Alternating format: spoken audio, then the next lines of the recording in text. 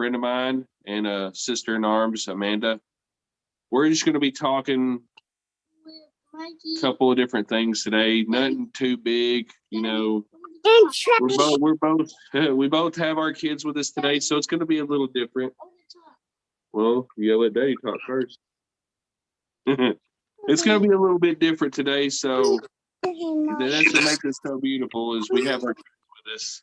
But Amanda, as you've heard, I've always talked to you a little bit, and I mean I met you through I can't even remember. I've been through with so many different veteran organizations, but 1620. Yep, Operation 1620. That is correct. And the beauty of that was, I mean, you're all the way out in California, but after getting to know you and seeing the story and stuff that you went through, like, for the longest time, I've had the biggest respect for you, which I understand. Being a military person, we don't want no credit, but you're a tough woman. Like, Daddy, that's the reason why I respect the hell out of you. Thank you. But like I said, you don't got to if you don't want to, but I want people, like a lot of people already know my story, what I've been through and stuff. And like I said, you don't got to talk about it if you don't want to, because some people do, some people don't.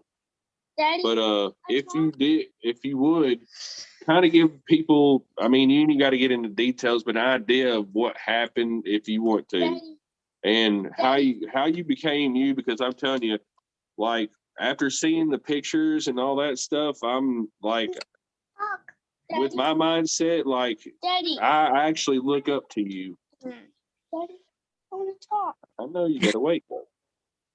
Come on, Dad. No worry about. See here. All right, so yeah, it's gonna be difficult with my kid climbing all over me too. It's fine. Okay, so in December 2004, I was on my first deployment and was in the chow hall. We'd been there like 3 months, and I had gotten off guard duty and went to the chow hall for lunch, and I walked in and got blown up, and I didn't know it at the time. Sienna, please hey, stop. It's all good. Trust me. Like, that's the beauty about this, because I mean, that's the reason why I like doing the show the way it is, because people got to understand it's real life. Even what you're talking about is real life, but they got to understand, like me, I'm 100% unemployable. So, with my nonprofit and all that, I have more time to be a dad, which is awesome for me because I didn't have a dad growing up, but it gives me a chance to be the dad I never had. And I mean, that's the good thing about the podcast, because like I said, this is unfiltered, but it's not like the Howard Stern or, the craziness, but I'm very outspoken. People's got to understand in this podcast that life happens. What, baby? It's okay. He's just not feeling good. He's a big daddy's boy, but yeah, I remember, like, I just got to ask how, like, what was your mindset? I mean, how was you able to, what, baby? What? You gotta be quiet then. What? Hold on a second. I watched the video that scared me. You watched the video that scared you? Yeah. Oh, he talked about that. I showed him a video the other day and it scared the crap out of him. Yeah. It wasn't meant to do. I mean, it was meant to do, but it's not like it's one of those videos that you're like watching and all of a sudden it has like a rah. As parents, we gotta have fun. It scared the hell out of me. You gotta watch what you say, buddy. At least it's hell. It could be a lot worse. But no, like, the mindset, like, after seeing the pictures and stuff of what you went through, like, I truly admire. Daddy. I truly admire your. What did Daddy say when I'm talking? Don't cut me off. Daddy. What? I don't how you do that calls. Because that's just how it works. when you're dealing with a sick child. So, but I just gotta ask, how was you able? I mean, I know how I was able to finally get through everything. Like when I hit my rock bottom, uh, which was 5.5 years ago. Go in the kitchen with it. Go in the kitchen if you want to play with your helicopter. Okay. Yep. I know when I hit rock bottom, it was rough. And I mean, therapy, I mean, I still do therapy to this day. I mean, it's just crazy all the stuff I went through, and like mine's not even a severe case, but like what you went through, I'm just like, how was you able to like just take your mindset and do what you've done? Because like I've talked to you many times, and you just minus you're very outspoken, which I love, and you know that. That's one of my favorite things about you is you're very outspoken, and that's where we both have a lot in common. Because I don't want people. I'm not going to sugarcoat.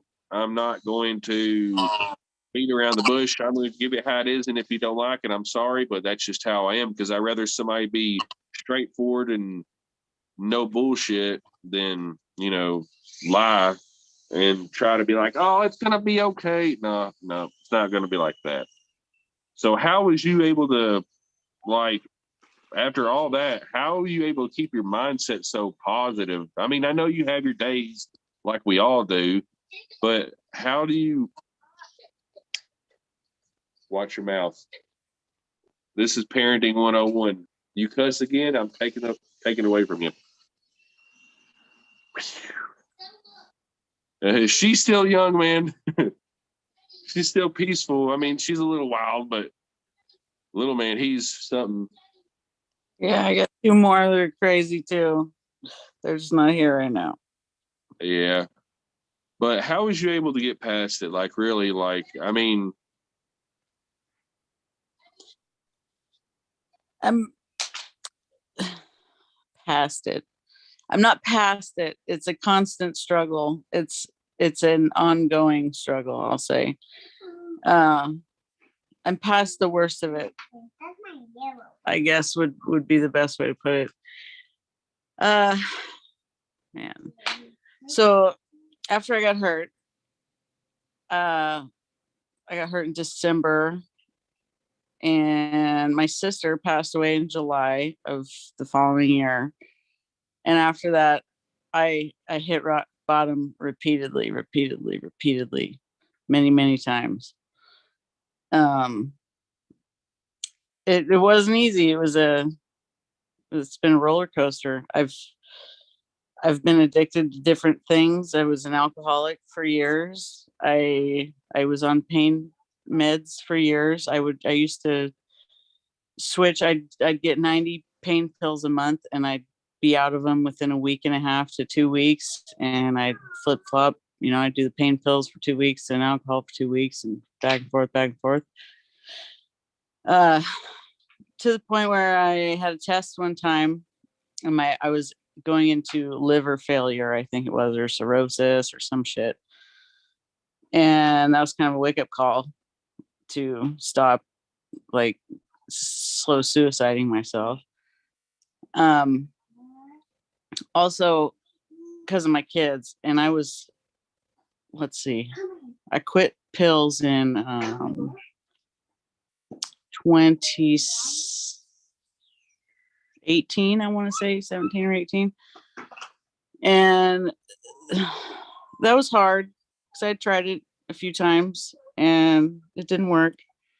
But I was also in a relationship at that time that was not healthy, but it was, I was trying to prove a point that I could do it. Like, he was treating me like shit and stuff. And I was like, he was making me feel bad about the pills and stuff. So I'm glad I did. I mean, I don't give him credit. It was just kind of a little bit of a motivation thing, but I quit that. And then I quit drinking not long after that. Mostly, I've still, even a couple weeks ago, I give in sometimes because it's going to take me a minute to explain this healing process, but I still, like, a couple weeks ago, I was like, nah, fuck it. I'm going to try it. I got some wine in the fridge. I'm going to drink it. I ended up throwing up all over the floor and was like, nope, we're not doing this again. Cause it's like you climb up the hill, then you fall down a little bit. You climb up and you fall down. You climb up and you fall down. And I've been doing this for a very long time because I would climb up, fall down. And I've, like I said, I've gotten over a pill addiction. I was an alcoholic, and I've gotten over all of these different things, different unhealthy coping mechanisms. And finally discovered within the last couple of years that, through experience and through my going to school, and I'm going to school to be a social worker, a counselor, and through the things that I've learned there and other things that I've learned in my own time, it boils down to mindset and perception and your perspective and your paradigm of the world and how you think about things. And with me lately, not lately, the last couple of years, but especially lately, I've been working on anger, for example, the last couple of weeks. Because anger is something that we all have. Anybody with PTSD's got fucking anger issues, right? And once, like, I was holding on to that anger because it made me feel tough, made me feel strong, made me feel like I could, I'm just this fucking badass, tough ass, whatever. I'll fucking chew you up and spit you out. You know what I mean? Oh yeah. Like this persona that is me. It's still me, but it's like an, I don't know how to describe it. It's like an overly enhanced defense mechanism version of me. Because underneath that shit, I'm like a nice, calm, sweet person. But I developed this shell of functioning because of all the pain and trauma I had went through. And you develop these coping mechanisms and these things. And then, I can quit all these substances and stuff, but my personality, I've developed this strong, tough shell thing. And you got to be able to acknowledge that and acknowledge your different behaviors and things, and then be able to, like, admit those things to yourself and then change them. And with the anger thing, with me,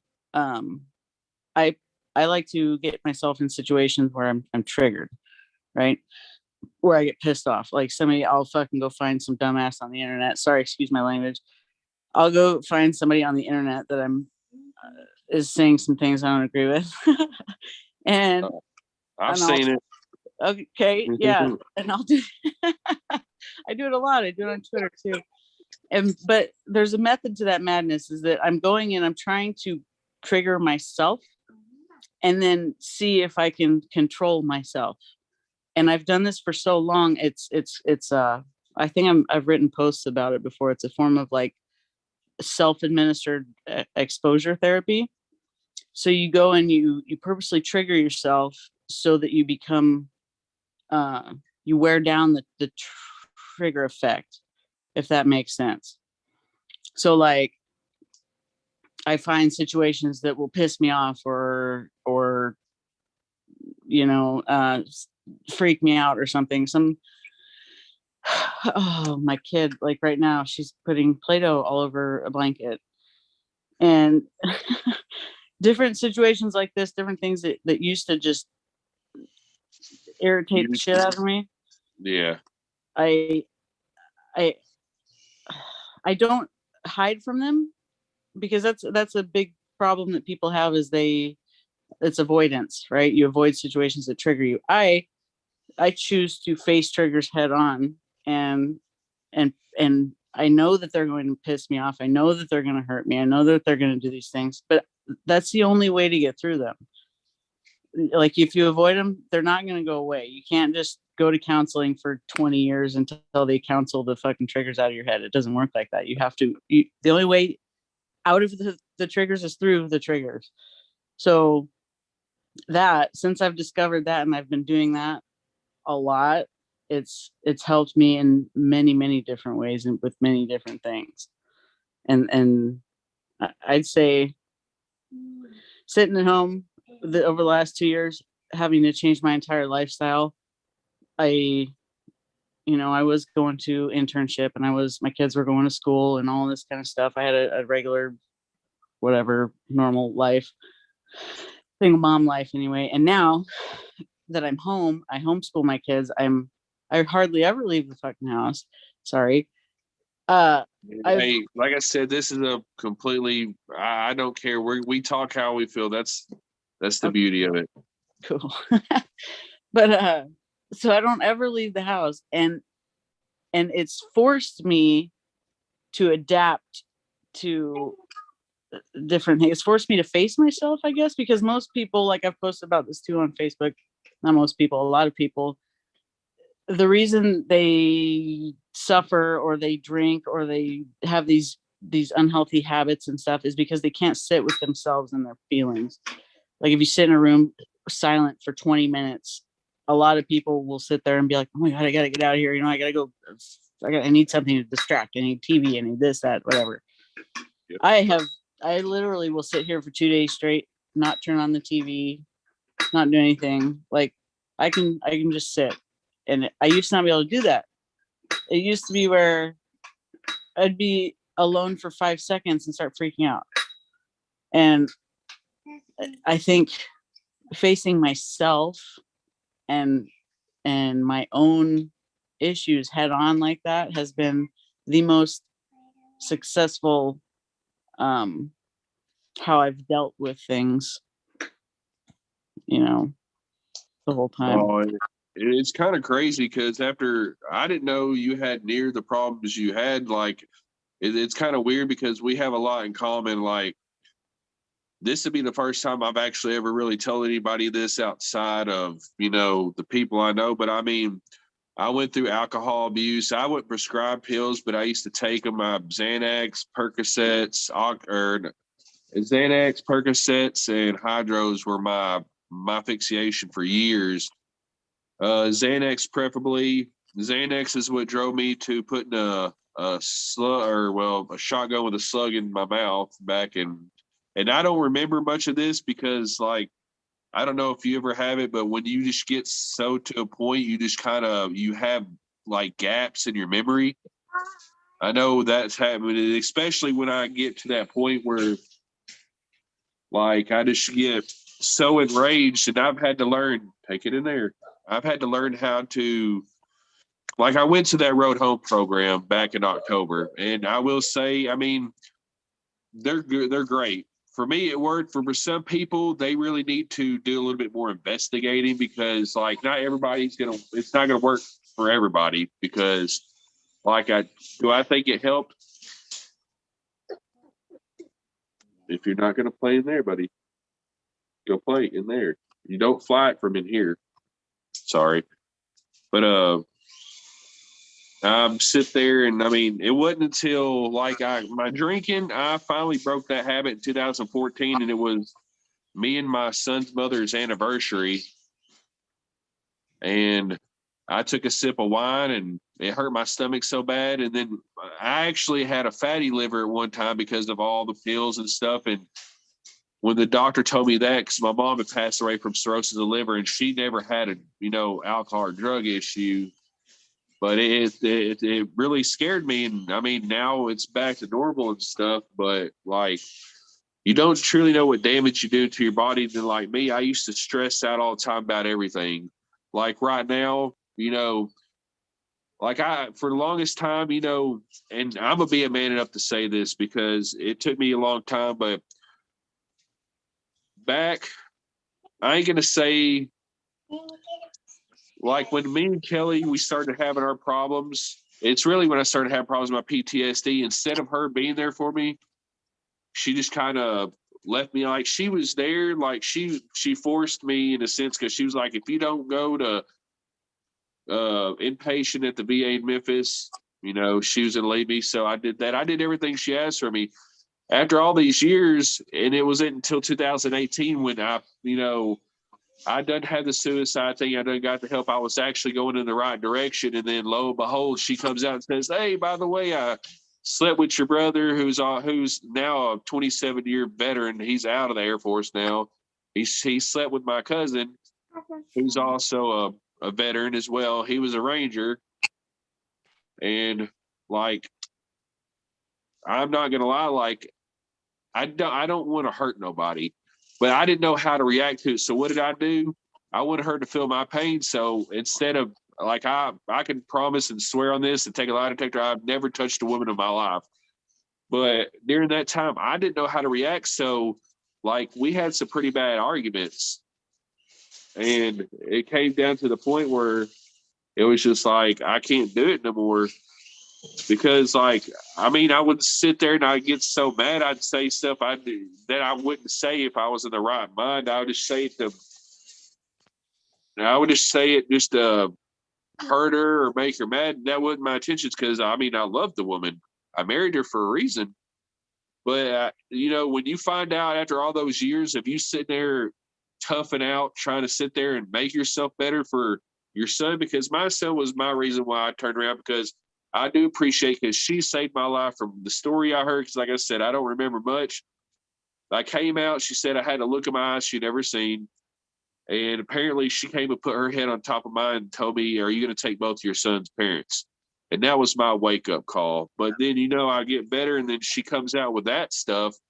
Would you expect me not to react when you just sit there and said that you cheated on me with 3 people? It started in 2014, and then literally a year earlier, before we actually got back together and tried to work stuff out when things were going good, literally a year earlier, she was sleeping with a dude in the house I was providing for her in our bedroom. Granted, our son was downstairs, thank God, because if I found something else out, I might have lost my shit even worse. But like I'm happy that I've been able to move on from it. Like right now, I'm not happy with the fact that she is, she left, she moved out in June because I just couldn't deal with it no more, because she was sitting around here. Like right now, she says she's at work, but she's not at work because she don't know I know this, but she's not at work right now.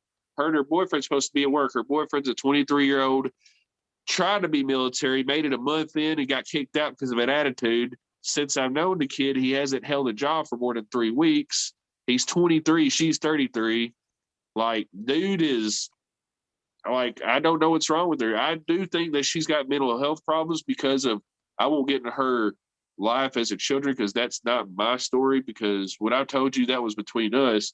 But she had a rough upbringing. I mean, in private, I would tell you about it, but no offense to the people that watch this, I don't want to say too much like about her childhood, but she had a rough upbringing.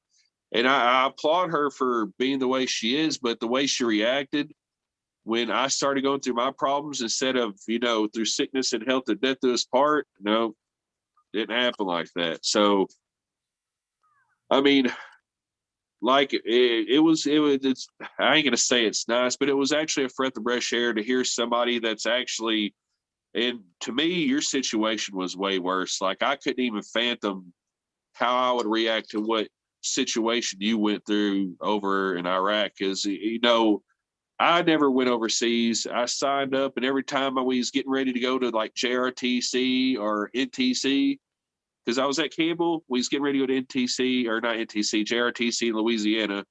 And then they was like, "Hey, we're standing up a new brigade at Fort Riley. They're bringing the big red one back." So I'm like, screw it. I originally got Fort Campbell because my mom was terminally ill. And that played a part in a lot of the stuff too, because my buddy Ortiz was stabbed and killed by another soldier. That's how my PTS started. And this was a friend of ours too that killed him. My mom passed away 8 months after I got out the military. Like I literally, from the day I got out from October 20th, 2007, good job. From October 20th, 2007 till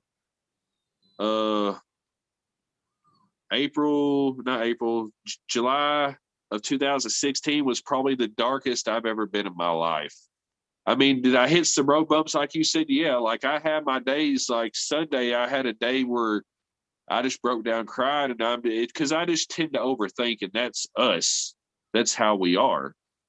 And it's just like, like my buddy, he sit there and, I got a buddy, he's not military, but I tell you, this dude's wise as could be.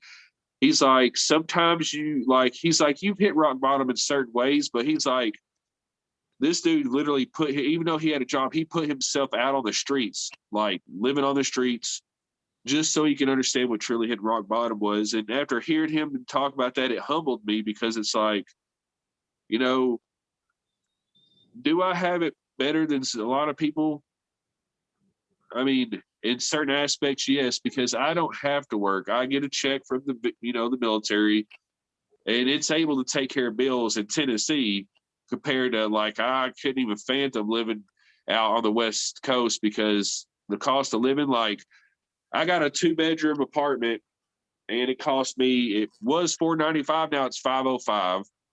My bills, like my water bill was $117 this month. My electric bill, actually that was my electric bill. My water bill probably won't be more than $60. And exactly, like y'all live out there and like the cost of living, like I always wanted to come out to the West Coast. I've told you this, and watch the sunset because that's on my bucket list. But like, how does somebody like you able to, and I know how your mindset is, how are you able to live in a state like that? No offense to anybody who lives in California, but with your mindset, like I figured California would be hell for you in certain aspects. It is. It has certainly made life very difficult. The politics of it, like having to take my kids out of school. The fact that I pay, last time I went to the gas station, I had a 30-cent discount and I still paid $4 a gallon. What? We pay $2.88. I had 30-cent discount and still paid $4 a gallon. It cost me $60 almost to fill up my car, and it's a fucking Ford Escape. But yeah, no, your bills, my house, it's a house, so it's a 3-bedroom, 2-bath, like I don't know, it was built in the 70s. It's a regular house. My mortgage is like $1,500 a month, and my freaking electric bill, it's electric, water, all in one, like utility bill. That's nice. Last month was $500. So yeah. For example, how much would a house like yours be on the market out there for? Because I know a house, a 3-bedroom, a decent 3-bedroom, 2-bathroom house here won't even be over a quarter million. Okay, so when I bought the house, it was like just over 3. And right now, property values have gone up. I could probably get almost $500,000 for my plot here. I ain't gonna lie, if I lived out there in California with the way, because I ain't gonna lie, there's been a lot of people from out west that's been moving out this way. Like I've met a lot of people, especially up in Illinois, a couple of people from like Oregon and Washington State and California have all moved out here to Tennessee. Because, I mean, obviously, like you said, Operation 1620. Well, I had a guy a couple of weeks ago. I don't know if you've heard of Steve Elmore. He's the one who came up with Undescribed, the documentary. Huh. Who? Check it out. I believe it's free, but his name's Steve Elmore. It's called Unprescribed. It talks about, how the veterans, they just throw pills at us, basically. And then, he found cannabis, because I'm even though my veteran coalition that I'm part of knows this, like I'm gonna be very outspoken. Even though I have plans with my nonprofit to do certain things, but one of the things I've always truly wanted to do is advocate, because it's like for once in my life I could use all that built up aggression and anger and use it for a positive. And I love like when people, I don't know, I'm just getting excited to talk about it right now. I just want to go to Capitol Hill and be like, what the hell? Like, y'all made a promise that you take care of us, but why is it that our own brothers and sisters are having to do that? Which I don't mind. I love helping my brothers and sisters. To me, it's an honor. And I'd rather, serve my brothers and sisters and just see them, succeed and stuff. Because everybody's like, well, you're going to get paid. No, I'm just, I'm the founder and CEO. I'm not wanting to get paid for just my status. Like, I don't really care about making money off the nonprofit. To me, it's just knowing the fact that I'm helping change lives. Like that right there, I could go to my grave and be completely happy because my bills are paid. My son's okay. I got a little bit of a savings put up, and then I got his mom didn't know, but she already knows now. But back when he was first born, I started an IRA for our son that she never knew about until we separated officially. But like, you know, I mean, do I want to be able to give my son other things and stuff? Yeah, and there's ways I could do that legally. In the future, I might find somebody that, I'm not looking to jump into any marriages or anything anytime soon, but in the future, I might find somebody that, is able to work and stuff and be like, hey, I got my business background and, won't we try to open a family business? Because that's one of my things is, I mean, my nonprofit's going to be my baby, but I do want to, before I die, I want to give my son, I want to make sure and keep him humble, but at the same time, I grew up living in government housing and stuff like that. And in my family, always struggled. Food stamps. I watched my mom struggle for years. I mean, and I'll be honest, like she was getting 600 Social Security and she used to have to sell her own pain meds, being a terminally ill patient, her own pain meds just to make ends meet, to be able to put food or not food on the table, but be able to pay the bills, pay the rent. Like it was heartbreaking, to see, because I had to grow up at a young age. At 10 years old, my mom found out she was terminally ill. My brother was already in the Air Force. My sister, she was at that age where she started rebelling against my mom. So I had to grow up quick.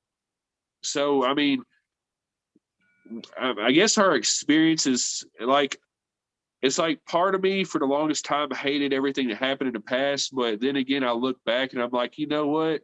If it wasn't for the things that happened, maybe I would. I mean, I wouldn't have BWAS. I wouldn't have, a better mindset. I wouldn't have you as a friend. Like, sir, it's like I sit there and I might bitch about it sometimes, but in the long story, like when it comes down to it, like everything happens for a reason. And I mean, and I firmly do believe that God gives his battle to the strongest soldiers. Because I mean, like what you've been through, and other veterans as well, my own personal battles, like I'm just, it's a daily, like it goes through my head every day. I'm just like, wow, like I can't believe that even after all the shit we've been through, we still, and I guess it's just a mentality and that's what people don't understand civilians, and it's no offense, but it's like you can go from a civilian to a soldier, but like you can't just get out. There are some people that can adjust to civilian life, but the majority of veterans that get out, whether they're combat or non-combat, it's hard to adjust because you're used to structure, you're used to this, and then when you go to a job, I struggle with jobs just simply because of the fact that I'm sitting here busting my ass, and you got people that's just slacking, and I'm like, look, I'd point them out to the boss. I'm like, somebody's got to do something. I'm not going to keep on busting my ass. And that's what usually I would quit a job, because I'm not going to sit there and bust my ass, because we're a team. And that's how it's supposed to be. And people don't think like that in the civilian sector, because in the civilian sector, it's like everybody for themselves. But when it's us, it's like, I got your back, you got my back, no matter what. And I ain't gonna lie, that's one of the biggest things I miss. He's watching cartoons. That's one of the things I miss about. Keep on laughing that loud, I'll take it away. I really do miss being in the military. I have my days. I don't miss shaving my beard. That's the only thing I don't miss. I really do not miss shaving. I love having my beard, but like the camaraderie, just having people that, you know how it is being in the military, and like people don't understand our sense of humor. Like we just and I'm gonna be honest, I always told people this. I'm like, you gotta have some kind of screw loose in your head to join the military. Because it takes a crazy, I mean, like I said, I know I might get some shit for it, but I don't care. You gotta have a crazy motherfuckers that want to join the military because I mean you're literally putting your life on the line for a country that I'm not saying that everybody's like this, but a country that it seems had forgotten the reason why they had those freedoms, and it's the men and women that serve. But like then again, at the same time, we don't really look for any kind of I'm trying to think of the word. We're not looking for any credit. We did what we did because we wanted to. We wanted to do something bigger than us, and I mean, no matter what comes of it, we're still going to fight through the toughest days and we're going to come out the other end on top where other people don't think like we do because we got that military mindset and yeah. But so we'll get past all the I mean, we'll obviously still talk about veterans and stuff. So I know you're a very outspoken person, hence why I love you to death so much. So, and like I said, I'm telling you, some people's not going to like the podcast, but that's the beauty about podcasts because I just like pushing the boundaries. That's just who I am. And last week, me and a brother in arms, Jason, actually talked about this, but like, I'm going to be honest with you because like right now, I've noticed that I won't watch news anymore. I refuse to watch news. Like I watch the Weather Channel, that's it. That's my news. But like I've noticed that COVID cases in the eastern part of the states has went down. I had COVID back in September. I didn't take the vaccine. I believe if it's my time to go, God's going to take me, whether it's a car wreck, uh, the dark sense of humor. I could be having fun in a biblical manner and go out like that. I mean, there's so many different ways you can go out, but why live in fear? Like, why, like, you know, we sit there as a country, we sit there and say, when we used to do the Pledge of Allegiance and one nation under God, I almost feel like a lot of people's forgotten that one nation under God. And then, of course, like my tattoo, we the people. People have forgotten that stuff. And it kind of bugs me because I don't know. I worry about our children. I really do. Like, being a dad with PTSD and to have a son that's autistic, high functioning, he's a smart kid. Like I don't think I don't think really any disability makes a kid not any smarter than anybody. Like he's smart. He just tries to play dumb sometimes. So he's kind of playing dad. But I've learned his little game. Yes. See, he even admits it. I love his honesty. We'll play the running game.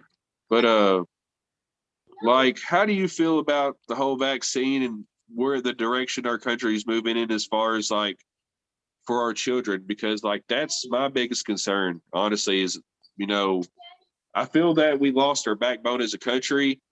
I ain't sitting there saying that we got to sit there and okay, we'll cook cookies when we get home tonight. The biggest thing that I worry about is, like I said, we've lost our backbone, and everybody feels entitled. Like I've kind of lost hope. Like I just don't see that back in the day growing up, you didn't hear about school shootings or you didn't hear about, like back in the day, it just wasn't easy. I mean, like these days, both parents have got to work, and that's the reason why the kids run rampant. Back in the day, one parent could work, and y'all still be able to make dues, and like that's what I'm not understanding is like we've drifted so far away from what we used to be, and it's became so political that like for example, do I believe I agree with immigration. I think if you do it the right way, come to our states. If you do it the right way, but if you become illegal, no, I don't agree with it. But I do believe, and people, we were founded on immigration, but do it the right way. And then, like the voting stuff, they're trying to make it where you don't got to have ID to vote. Like me, I was going to run for mayor or county mayor where I'm at, but around here, if you ain't got status or if you're not rich, you're not going to be able to make nothing of it. And that's the thing. Why don't you let, a blue collared American or, to me, I think some of your best leaders are veterans. I really do. But why don't you let them take the reins instead of, people like Biden, which I ain't gonna lie, I don't like the guy. But Biden's been in the game for many years. Why is it that every other office, including the presidency, has a timetable on it, but for representatives and representatives and how I know it's the House of Representatives and the Senate, they can literally just sit there for the rest of their lives and just. But why do we have a cap on the presidency, but not all these lifers? Like, I think they need to really do something about that. I think they need to put on any office, public to, the big guys, they need to put a timetable on it because if you really think about it, in a sense, it's no different than Kim Jong-un. I don't know if I said that right, or Putin. I mean, granted, Putin is voted in, but it's a simple fact that everything's voted in, but people are going to keep on doing it because, baby? It's a shark. But yeah, what are your thoughts on it? Because I know I can keep on going forever, but I know you got some good stuff, so I'm ready. Oh boy. Where do I start?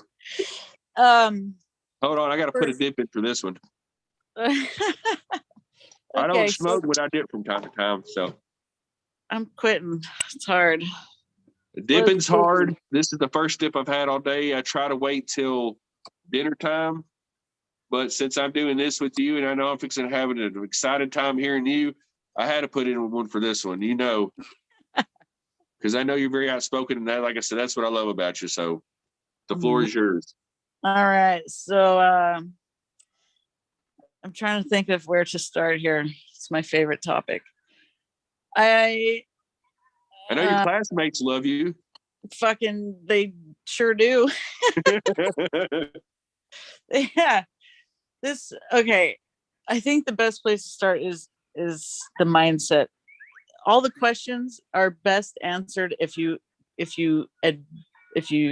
how do I say, if you realize that it's all happening the way it is because they want it to happen that way. And it's a psychological war. It's everything that's going on is not organic. It didn't just it doesn't just happen. It didn't just shit don't just come out of nowhere. No, okay,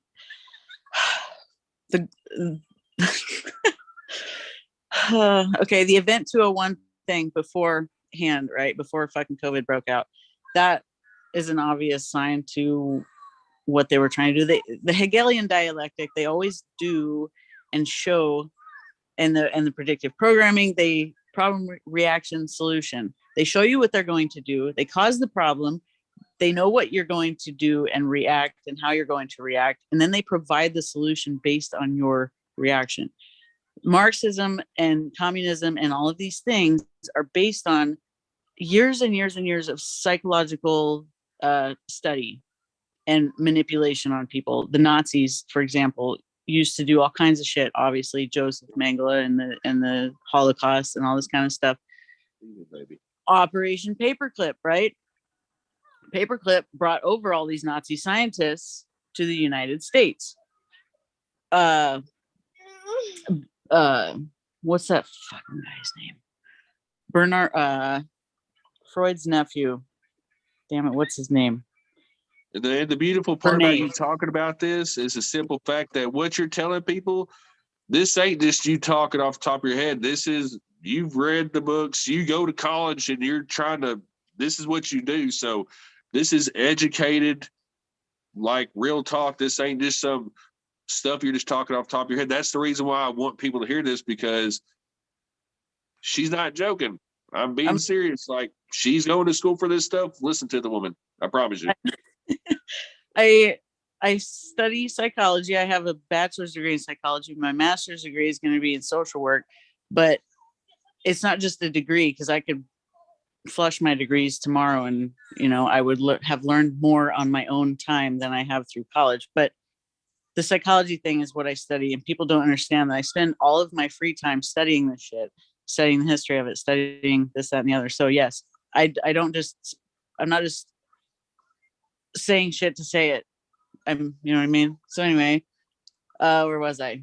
Paperclip, Operation Paperclip. Brought all the Nazi scientists, Freud, everybody in the psychology who's ever in the psychology community, who's ever known anything about psychology has heard of Freud. His nephew, Edward Bernays is his name, was part of that. And he came over to the United States, and he was involved in designing the marketing industry, the advertising industry. Bernays, if you look at his history, he's tied to psychology. Obviously, he's tied to Freud. Freud has the how do I explain? Freudian theory is a lot of based on sexual energy stuff, like, you know, I'm not gonna get into it. But anyway. Okay, so that mindset going into the Freudian psychology, it's all about manipulation, right? And because they know these basic instinctual drives and how to change them and how to manipulate them. And if you look at like at Marxism and Karl Marx and what he taught, because even in when I go to school, they teach Marxist stuff in college here in the United States, which before I knew who Karl Marx was and the history of it, I thought, oh, whatever. No, you can't go into this stuff being stupid, because like, I'm not a stupid person or been stupid, but I was more naive when I started this college stuff a couple of years ago. When I started going to the university I'm at now, Southern California, USC, I thought, oh, this is great. You know, I'm learning all this kind of stuff, and I'm, you know, I got a little bit of a lead on to critical race theory before I knew what it was. And at first, that's why they're so fucking tricky, because they introduce these things safe and effective, and they want to, they come at you under the guise of helping. And I'm trying to tie it all in here full circle. The advertising with Bernays, the scientists with the Nazis coming over and stuff, all of these things have built the underlying foundation of this, what we're seeing now. Okay, so the COVID thing is coming out. We're seeing, you know, people keep bringing up Nuremberg trials. Obviously, there's enough information out there now that anybody with kind of even a little bit of a brain that wants to know anything can go out and find shit and find these studies and read some stuff and find out that what's going on is, it's not normal, right? It's not normal. It's never been normal. And I could rant about that for days and days, but the implications, you asked about the implications for our kids. And I think that, I know it's hard for some people, like people that have to work to bring in money, right? Yeah. I feel awful for those people. I can't even fucking imagine, because if I as a single mom did not have this income I have from my VA, the disability stuff, I don't know what I'd be doing. But as you also said, and I firmly believe, everything happens for a reason, and we're here where we are in these positions for a reason now. And I think it's to be able to help other people. And that's how I view my blessing of being able to sit here and not have to worry about finances, you know. But as for the kids, I think that in my specific situation and yours as well, where you get to stay home, you know, you don't have to worry about working. It is a perfect opportunity for us to set a new standard for kids, because right now society's standard is, you know, you send them to school, they get taught, they do this, but the way society is set up and has been set up since the foundation of this country with the Bernays and all this stuff that I was talking about, it's a perfect deceptive machine, right? It's all been set up to function a certain way, to look good, but actually be detrimental as shit. Because like public education, they get to decide what your kid learns. Having to, you know, the tax system is corrupt as shit. All the reasons that different how do I say, different cities and different folks live in poverty, right?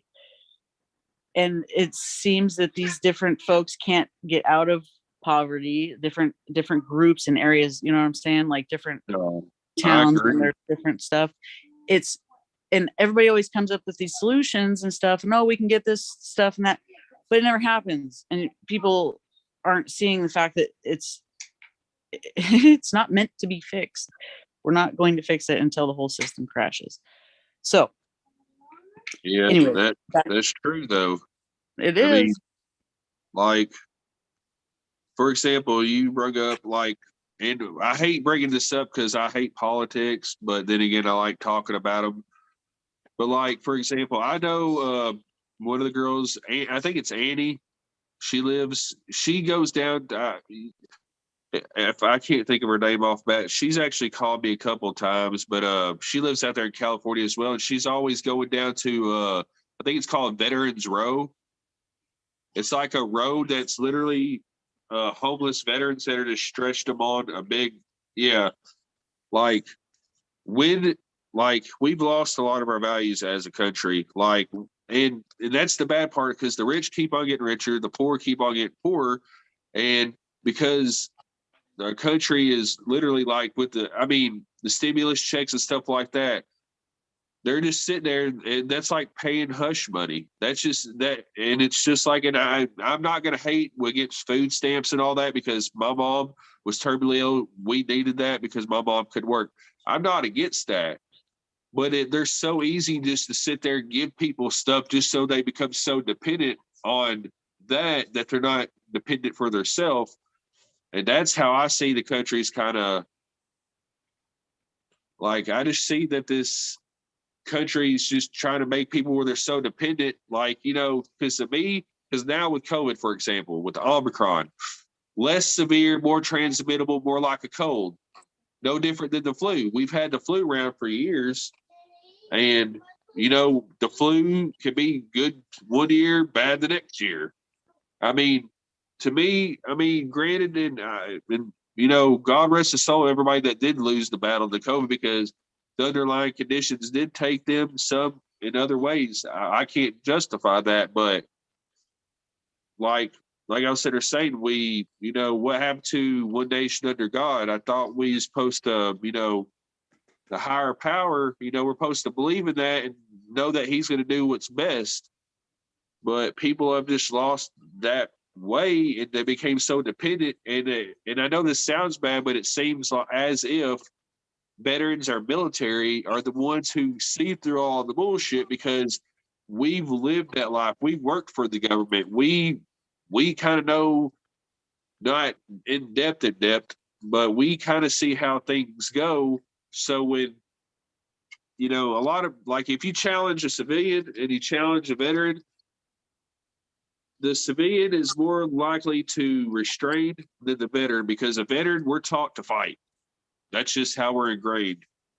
And that's what we're like. To me, even though I have a nonprofit, to me, it's still a fight, because I'm fighting to get it up to where I need it to be. I'm fighting to sit there and make sure that me and the other better nonprofits that I'm in the coalition with, we're trying to.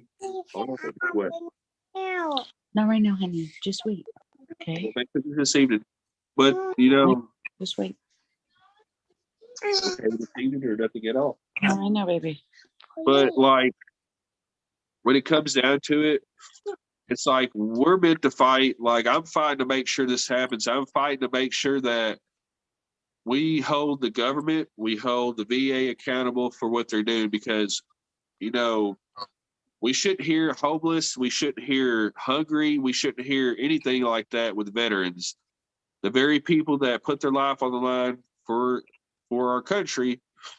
And like I remember back in the days where people were revered. Up until World War II, I mean, they come back from war, big parades and stuff. But now you have people protesting. And I'm a firm believer. I completely, you know, we served our country to give people their rights. And, you know, the protest peacefully, I agree with. Protest peacefully by all means. I went to a protest a little over a year ago because kind of like the George Floyd thing, I actually had a buddy here, and it was a friend of mine that was killed by cops, and it literally showed a cop standing on top of dude's back, not with a knee, because like how we was taught in the military, if you're going to put somebody on the ground, you put their hands behind their back and put your knee in the small of their back, and not any higher, because the smaller back, it's not going to cut off any oxygen or anything. But these people were literally standing on top of my buddy Sterling's back, and nobody gets in trouble. Like, I'm in a small town, USA. I'm in a county of 30,000 people. We have a lot of farmland around here. But I honestly think they're still dirty because I know some stuff I know some underground stuff that I should know. But there's people around here and cops around here that know certain things are going on. And like two of them I know are family. One of them's a dealer and one of them's a high-ranking cop around here, and they're getting away with stuff, but nobody's gonna do anything because they got connections and stuff, and because of them being in their certain positions, they can just kind of push it away. And that's like our country went from being honorable to being where a lot of people have became corrupt, and they let that almighty dollar get to their head. Like I don't care if I became a rich person. Like I could be a Jeff Bezos, for example. I would donate all my money. I would do my research. I donate all my money except for maybe 200,000 a year. Because if I can't live off of 200,000 a year, I got a problem. And I mean, 200,000 is still a lot, but that's for me to, you know, take and invest more money. Because like obviously I'd be donating the rest of my money because I don't need that kind of money. I don't need a big flashy house. I don't need all these flashy cars. Like I can't stand stars sometimes because it's like, why do you got a 12-bedroom house when it's only you and your significant other? Why do you have 15 cars? Like I understand spoiling yourself a little bit, but the way people are, like I used to be one of those people that was factuated on money, but it's not even being factuated. It's just the way I grew up. We struggled so much that I never wanted to be in that position. But like right now, I'm on a good income. Granted, you know, it does kind of hold you back because like there's things I want to do. Like I've always wanted to take my son to Disneyland or Disney World. But, you know, even though we get a good check, it can still be hard sometimes, regardless of our check. But it kind of closes some doors for us and it don't give us certain opportunities. And, you know, to me, like with me being, you know, the unemployable status, I can work, but I can't make over $13,000 a year, which is nice because I like to work, but I can only work for so long because of my mindset and how things are that I can't handle a job for so long. Because I mean, hell, last year I managed to make it a month at a job, but I got so tired of the people because it became one sided. You know, it was me against them basically. Yeah. And it was always like, you know, I would bust my butt and then people would be sitting there bitching at me and stuff because Hold on, I'm baby. sitting there, like, I would work through my breaks and stuff. I would work through breaks. I would work through lunch. And they was like, you can't do this. I'm like, why can't I? It's just little things like that. It's just it's gotten crazy. It really has. Like, I just don't know. Like, I'm glad that there's people like us that have that mindset, because even though my son's autistic and high functioning at that, with me, like in Tennessee is one of if you actually look it up, Tennessee is one of the 5 states that's in the bottom 5 for autism. I talked to the Board of Education here, and I even talked to him, and he sat there and said that, because when I lived in Illinois, their system was good. My son was doing fantastic. But ever since we moved to Tennessee, he went from being above even his regular classmates that don't have any learning disabilities. He was above them as far as their learning abilities.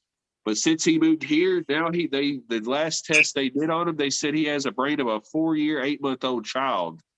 And it's because of how they teach them. Like here, they just throw everybody to CDC, and literally from K through 8th, everybody's in the same classroom. And they just got to, like, they wouldn't even send homework home. Like in Illinois, he had homework sent home with him. Here, because he's in the CDC, they wouldn't send nothing home with him. And now I even questioned, I was like, why ain't y'all sending homework home for the kid? But I mean, we're homeschooling him too. Well, I'm homeschooling him. His mom was, but now that I got him more, I've been homeschooling him. But I'm trying to teach him stuff that they should have taught us in school. Like, I brung this up to a younger kid that I know. He's an 18-year-old, 19-year-old kid. He's got one kid and another one on the way. His upbringing wasn't the best because his parents didn't do nothing. So he feels he kind of, you act and react to how you seen stuff growing up. Like my mom was a fighter. They told my mom in 93 she had 3 years. She lived till 2009. My mom was a fighter. So naturally, I had that fight mentality like her. But like him, he didn't have parents that gave a damn. So he kind of has that same mentality. And it's just like, what are you doing? Like, I want what the absolute best for my child, but I also want to keep my son humble. Regardless if I became, wealthy, my son, he's gonna, like, if I have a paid off vehicle, I'll sell it to him. I'm not gonna give my son a truck. He's gonna make payments on it, and he's gonna pay insurance on it. I'm not gonna give him, like, I don't mind helping him out, but he's got to learn, to me, learning like that is best because they'll appreciate things more, because people that's just given stuff, they were the ones that, well, we need it. No, that's not how it goes. Everything we earned in the military, we didn't just get handed to us. We had to earn that shit. Our ranks, our ribbons, everything.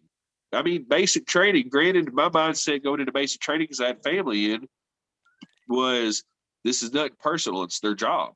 So I was able to handle basic training a lot better than most.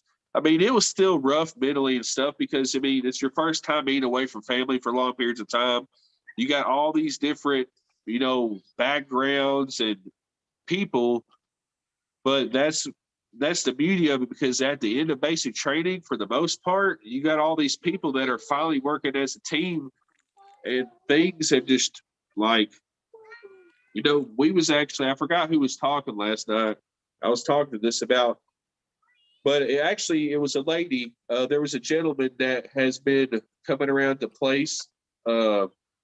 There's a tobacco store I go to, and I don't go there I go there occasionally for my dip, and then a couple of tickets for, what is it called? Cash for Life. You get like $1,000 a day, because the money here that you spend on lottery goes towards putting kids through school. So in a sense, I'm helping a kid go through school, and I'm, gambling in a sense. But this woman, I met her because she made this shirt right here for my nonprofit. She made a couple things for my nonprofit, and she has a son and a daughter. Her son's a recruiter around here, and her daughter's currently over, I think, in Afghan. I'm not exactly sure where she's at, but I know it's somewhere. She's deployed right now somewhere. And she sat there and she told this one boy that came from Chicago because the whatchamacallits went up. Like I got a friend that lives up there and he's like, well, I'm making $15 right now, but they're raising the minimum wage to $15. So he's like, so all my hard work and stuff, my years of experience, my education background, so we're still going to be on the same level playing field. Why ain't they getting paid for all the time and effort they put in, and they're still sitting at $15 an hour, where somebody that don't have a skill in the world can jump in and make the same amount he has after he's put all this work in. So this dude comes down from Illinois and he's trying to get to East Tennessee. This woman offers him a place to stay. She's like, I will help you find work. But she brought up the military. She's like, I honestly think that everybody in this country should serve 2 years because one, college is paid for. Boom, your college is paid for, no student debt. Two, you have structure. And to me, that was the one thing I loved about the military, because a lot of the people out here don't have a structured lifestyle. I like structure because it makes things so much more easier. But they don't understand that. And I kind of agree with her. I think that every able-bodied American should have to serve at least 2 years so they can have that opportunity to go to college without having to worry about student loans. Or, I mean, unless you're wanting to go to school to be a doctor, because they only pay for 4 years. But also on top of that, the structure thing, that to me is a big thing that a lot of the kids, especially these days, unless you're like one of our kids, because like my son, I feel bad because I've been working with him, but his mom, like he goes over to his mom and he gives his mom a hell. But when he's with dad, all I got to do is start counting to 3. And by the time I'm at 2, he's done. He starts listening. Because at this house at home with dad, he's got structure.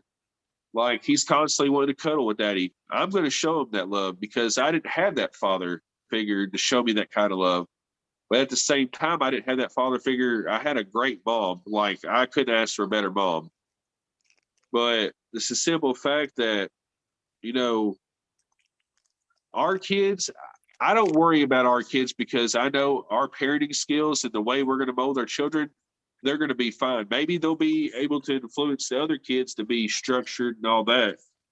But it's truly sad that we've got to this point where we have to worry about these things, because it seems like there's more kids that are not like our children with the structured stuff than there is kids like ours. Because I mean, I see how happy your kid, even with all the stuff you deal with. I've seen videos on Facebook. Like I love the video where you got the lights for the room and they was all there just dancing and stuff. That right there shows that you as a parent are doing your job because they're supported, they're happy, but they're also disciplined. Because I guarantee you, they listen to you when you sit there and say, it's just like I said, I hate whooping my kid. I used to get beat as a kid, not by my mom, but my mom put me in my spot a couple of times because she's a little woman, and she struck the fear of God in me. I'll tell you that. She was a little bitty woman, but I don't care. Dynamite comes in small packages.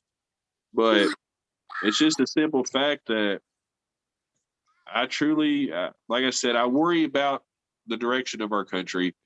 I worry about a lot of stuff with our country, and that's the reason why I'm glad it's people like us that are finally saying, screw it.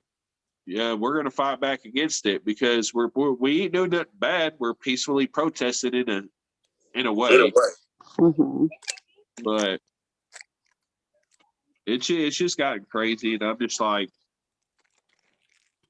just glad there's people like us that have that mindset, and we're gonna get through this. But I mean, you couldn't have said it clear a minute ago when you sit there and said it's going to take this collapsing for people to really realize. Because like right now, I went over to my buddy's house last night because my buddy I didn't know this, but my son was best friends with this guy before I started talking to this dude. You come to find out they were best friends. But you said it best when you sit there and mention, the whole fact that we got to feel a collapse. And like right now with Russia, like I understand that we're USA. we're supposed to be the greatest country in the world. And there's this little video out somewhere on Facebook that I think it was Jeff Daniels from Dumb and Dumber sit there and said, we're not the greatest country in the world. But like one of the things I firmly believe in is why are we sitting there taking care of all these other countries when we got so many problems at home? Let's fix what we got here before we start helping other people. And it's not that I'm saying we don't want to help other people, but we got so many problems here. We just not got veterans homeless and starving. We got civilians that's homeless and starving. Like it's just, I don't know, words cannot explain how frustrated I am with that. But like right now, you know, we're on the brink of war with Russia because of Ukraine. We're on the brink of war with China because of Taiwan. And then, of course, you know, North Korea, they're always wanting to start shit. So it's just like, none of that was happening. And everybody's going to be like, all they're Trumpers. So be it. But when Trump was in office, nobody was talking shit. Ever since Biden's been in office, now everybody's coming out with threats. And, you know, and I mean, my personal opinion, and I've seen many videos, I don't think that Biden is mentally competent to be a president. Just as much as Nancy Pelosi, because, and I feel bad for y'all, because if I remember correct, Nancy Pelosi is a Californian. And she's a political alcoholic. They need to sit there and said that she's been drunk while she's been on duty. Like, what the hell? The only thing that honestly, like I was trying to explain earlier, the only thing that stops all these questions of why the madness is to understand that it's supposed to be that way. That's the only thing that gets me by it. Like, there is literally an elite group of people. Elite is a descriptive word because they suck, actually. But they're the ones up here that control, make all the decisions. And then all the people underneath, like there's the UN, right? The UN, the WHO, all these global organizations, the International Maritime thing, all these global organizations. And then whoever is above those, the rich people, Rockefellers, Soros, those kind of guys. Yeah. And probably people even above them are the ones that are doing all this stuff. It's like, I'm going to go biblical for a second here. I've been contemplating lately, wondering if the global beast system hasn't already been established, right? Because we have things like the UN, we have things like these global, the World Health Organization. Yep. We have these global organizations that already have the logistics and the functionality of a global cohesive government. Yeah. So that said, when I look at problems in the countries, you can see, like, if they want, it's going back to the Hegelian dialectic thing. Whatever they want to happen, they have to reverse engineer to see what they have to do to get that result, right? So to take over the United States, for example, to turn it into communism, socialism, to get rid of our gun rights and do away with us being the powerhouse, they have to subvert our country. And to do that, they had to pay off Biden. They had to do all of these things, obviously, with Biden and Hunter Biden in the Ukraine. And, you know, there's way more going on than anybody thinks about with these problems. But if this sounds really conspiracy theory-ish, it's not, though. If you look at everything going on like a scripted movie, it makes a lot more sense, because really all we get is a scripted movie. That's literally what we get, because we get the media, right? We get social media. We get all of these things. They're all mediums controlled by the controllers. They own social media. They own the media. They own TV programs. They are the ones that make these things. So you have to be able to discern the truth in these things that you get. And you have to, like, That's why I have such a hard time trusting any politicians and stuff, because people are like, oh, Trump this, Trump that, whatever, whatever.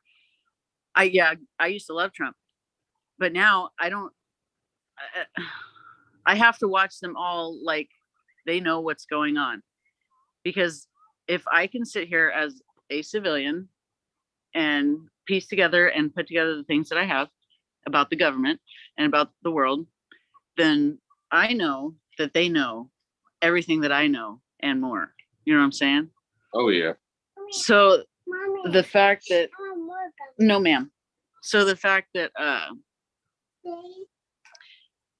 I can sit here and no, baby, no more. I want bars. Okay, just a minute. Um, Relax, the baby. fact that I can sit here and extrapolate all these things, and then like Trump, for example, he's always all of them, they all have this certain agenda or something that they're pushing whenever they are speaking publicly, right? They all have their roles to play. So there's to question things like, why does this happen or why does that? It's because it's scripted in there, and it's there for a different purpose, if that makes sense. No, I got you. Trust me. Okay. Like for example, the mask thing. I put on the N95 mask, and I know you're going to think this is funny, but I put on the N95 mask one time at my house. I got under the covers, and I farted. If you can smell a fart through an N95 mask, do they really think that they're going to keep any kind of sickness out from it? Exactly. And that shit has been no pun, has been a fact since the mask thing came out. I mean, I've been screaming about the mask since day one, right? And all of these things is it's all psychology. It's all fear-based. People wear the mask because they're told to, because they don't think for themselves. Their psyche, it's like a groupthink thing. Everybody keeping up with the Joneses. No, I'm just messing with you. But that's really what it is. Everybody wants to keep up with everybody else. Everybody's trying to outdo everybody else. They're on their false moral fucking high ground, virtue signaling. They're helping everybody. I'm putting on a mask because that's what they're being told is the right thing from the fucking lying ass government. And they are told these things and they follow these things, the mask, the vaccines, all of it is all control mechanisms, and it has been since day one. Yeah, and it's funny you bring that up, because I brought this up a couple times, but if you really think about it, back from the beginning, our country was separated because from the beginning, we had two political parties. They're right there. Why would you come up with two political parties if you're not wanting to divide a country? Because right now that's what divided the country: Republicans and Democrats. I don't claim to be either one of them. I believe I do vote, but I vote in what I believe is right. Granted, it's hard when it comes to voting because, I mean, people could talk the talk, but will they walk the walk? That's why I like Trump. Granted, he talked too darn much, but he went to office and he said what he was going to do, and he did it. That's the reason why I like Trump. I didn't like Trump because he did go on social media and constantly blah, blah, blah, blah, blah. But at the same time, you know, Facebook, for example, Facebook's a big thing. When it does help in certain aspects, but it's like you get fact checked. And that right there drives me crazy. What happened to freedom of speech? With social media platforms, they're trying to take that away. I'm sorry. You can take me off social media platforms. Don't mean I'm still not going to preach what I got to preach. I'm not trying to, the Constitution states that if we felt that our country is ever being run the way it should be, we as American people have the right to overthrow the government. And what they're not understanding is eventually they're going to push the people, because I can tell you right now, especially in the South, they're not going to get guns from anybody down here. I mean, guns are locked down here. I mean, I have my carry permit. for my 9mm. I have my AR-15 decked out, ready to go. Like, and trust me, I'll probably buy more guns over time because to me, guns is a stress relieving mechanism. I'll go out, shoot a couple rounds, I'll feel on top of the world, and I'm good to go. Or I'll go hunting, something like that. But it's the simple fact that, why are you trying to do this stuff to us? You're literally going to wind up biting yourself in the ass in the long run is what they're going to do. Because it's just like with, for example, the George Floyd thing. There were a lot of peaceful protesters in that. And like I said, I'm all for it because I do feel not only people of different races and religions, but also females don't, they're not treated the way they should, like I don't really like the white privilege thing because I don't, because not everybody is privileged. I mean, yes, we don't got to worry about cops as much because I do feel bad because I've seen that firsthand around here where I'm from because we are in the South, which, back at one time of the U.S. history, the South was known for the Confederacy. Like around here, there's a lot of people. Like I went to school, the Obion County Central Rebels. We flew the rebel flags not because we were racist. I'm far from racist. I see just like you. I see everybody in the same light, at least as far as I understand. To me, we all bleed red. Simple as that. I don't see all that other BS. Because that's not how I was raised, and that's not how we were. I mean, in the military, you do have a couple of stragglers that are racist people, but for the most part, we're taught, I mean, heck, we served with people from way many different religions, racial backgrounds, everything. But it's a simple fact that, people sit there saying white privilege. I can understand bits and pieces of that, but I didn't have no privilege growing up. I watched my mom suffer. I watched my mom live in government housing. I mean, where's the white privilege in that? Not there, because that whole white privilege thing is bullshit. Yeah. It's the only thing they have on that, and this is something I've learned in school because of the way they push it and the way they teach it. All they have on that is a systemic issue that was created by the system in the first place. And that goes back to the poverty thing, because typically white people historically in this country have been the ones to create the systems, to have the money, to do all this stuff.